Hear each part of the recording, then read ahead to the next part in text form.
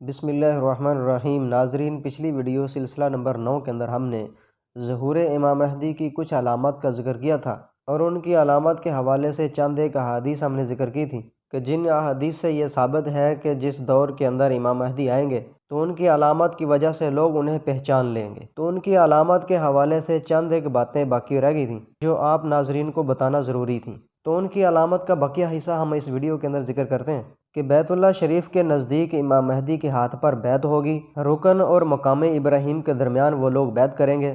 تو رکن سے مراد یہاں پہ حجر اسود ہے، یعنی حجر اسود اور مقام ابراہیم کے درمیان وہ لوگ بیعت کریں گے جن کے پاس نہ کوئی قوت ہوگی، نہ تعداد اور نہ ہی ساز و سامان، تو وہ بیت اللہ کی پناہ لیں گے۔ تو ان کی تعداد کے حوالے سے کہا جاتا ہے کہ ان کی تعداد اہل بدر کی طرح 313 ہوگی۔ تو بہرحال یہ اعتماد کے ساتھ تو نہیں کہا جا سکتا کہ ان کی تعداد 313 ہوگی، مگر صحیح حدیث کے مطابق ہم یہ کہہ سکتے ہیں کہ ان کی تعداد کم ہوگی۔ اور ان کی تعداد کم کتنی ہوگی، واللہ اعلم بالصواب، اللہ ہی جانتا ہے کتنی کم ہوگی۔ تو بہرحال مسلمانوں کا ایک لشکر ان سے لڑنے کے لیے بھیجا جائے گا تاکہ ان کا خاتمہ کر دیا جائے۔ عجیب بات تو یہ ہے کہ اللہ کے نبی نے فرمایا کہ میری امت کے کچھ لوگ بیت اللہ کا قصد کریں گے تاکہ قریش کے اس آدمی کو پکڑیں جس نے بیت اللہ میں پناہ لی ہوگی، یہاں تک کہ مدینہ سے تھوڑی دور ذوالحلیفہ کے مقام پر زمین میں دھنس جائیں گے، یعنی زمین پھٹ کر ان کو نگل جائے گی۔ تو ان لوگوں میں سے ایک یا دو لوگ باقی بچیں گے جو لوگوں کو دھنسنے کے واقعہ کی خبر دیں گے۔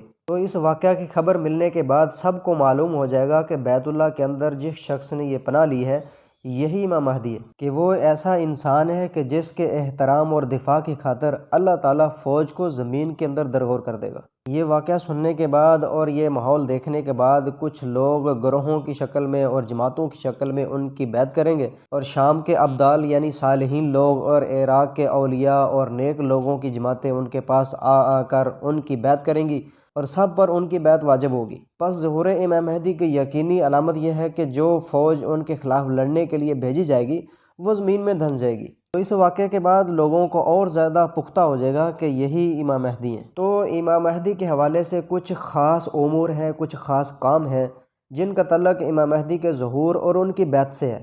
تو میں ان کا بھی ذکر کرنا آپ کے لیے ضروری سمجھتا ہوں کہ آپ کو بھی ان کے بارے میں معلومات ہونی چاہیے۔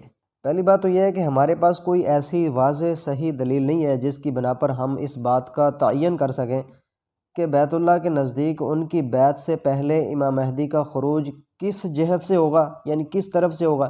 ایک روایت میں ہے کہ ان کا خروج مشرق سے ہوگا۔ حافظ ابن کثیر نے اپنی کتاب الفتن والملاحم میں یہی قطعی رائے پیش کی ہے کہ ان کا خروج مشرق سے ہوگا۔ ایک روایت میں یہ ہے کہ خروج مغرب سے ہوگا، اس کا تذکرہ امام قرطبی رحمہ اللہ نے کیا ہے۔ اور ایک روایت یہ ہے کہ مدینہ کا ایک آدمی بھاگ کر مکہ جائے گا، جیسا کہ ہم نے اس حوالے سے پہلے حدیث بیان کی ہے کہ ان کا ظہور ایک خلیفہ کی موت کے اختلاف پر ہوگا۔ تو اس بارے میں ہماری رائے تو یہی ہے کہ عین ممکن تھا کہ جس طرح امام مہدی کی صفات اور علامات کے بارے میں واضح نصوص وارد ہوئی ہیں، اسی طرح رسول اللہ صلی اللہ علیہ وسلم کی طرف سے کوئی واضح نص اس کے خروج کی جگہ کا تعین کر دیتی، مگر اللہ کی ایک خاص حکمت کے تحت یہی بہتر تھا کہ ان کے خروج کی جگہ اور ان کے روانگی کے مقام کو مخفی رکھا جائے تاکہ ان کی قیامگاہ محفوظ رہے، خواہ یہ قیامگاہ مشرق میں ہو یا مغرب میں، اور دشمن مکر و فریب کر کے ان کو کوئی تکلیف نہ پہنچا سکے، نقصان نہ پہنچا سکے۔ یہ اسی صورت میں ممکن تھا جب نبی صلی اللہ علیہ وسلم کی کوئی حدیث ان تک پہنچ کر مکان کا تعین کر دیتی۔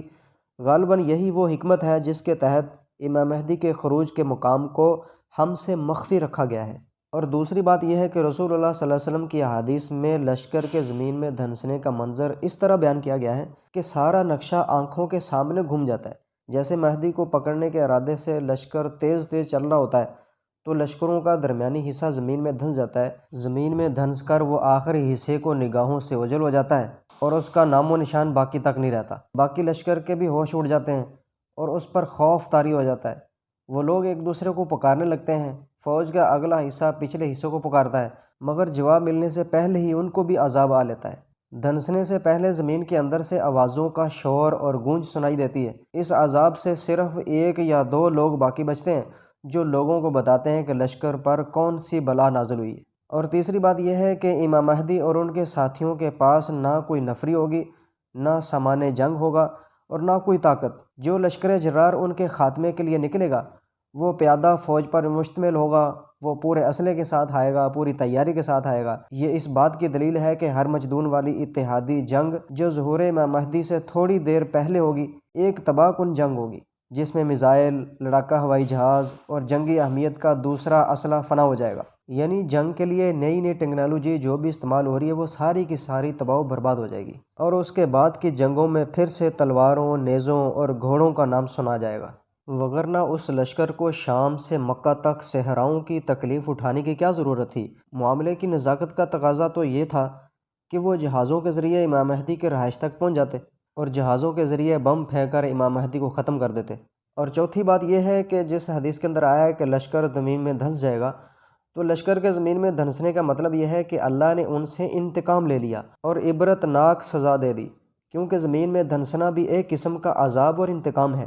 اگرچہ حدیث میں ان آدمیوں کے درمیان تمیز کی گئی ہے، فرق کیا گیا ہے جو جنگ کے ارادے سے نکلے تھے اور جو مجبوری کی خاطر نکلے تھے یا جو مسافر تھے، اور اس عذاب کے وقت ذوالحلیفہ کے مقام پر اتفاقاً موجود تھے۔ حدیث یہ بھی بتاتی ہے کہ ہر ایک کو اس کے نیت کے مطابق قیامت کو اٹھایا جائے گا، اور ہم اس بات سے اللہ کی پناہ مانگتے ہیں کہ ہم اس بد نصیب اور خستہ حال لشکر میں شامل ہوں جس کو اللہ زمین میں دھنسا دے گا۔ ہم اللہ سے اس کی پناہ مانگتے ہیں۔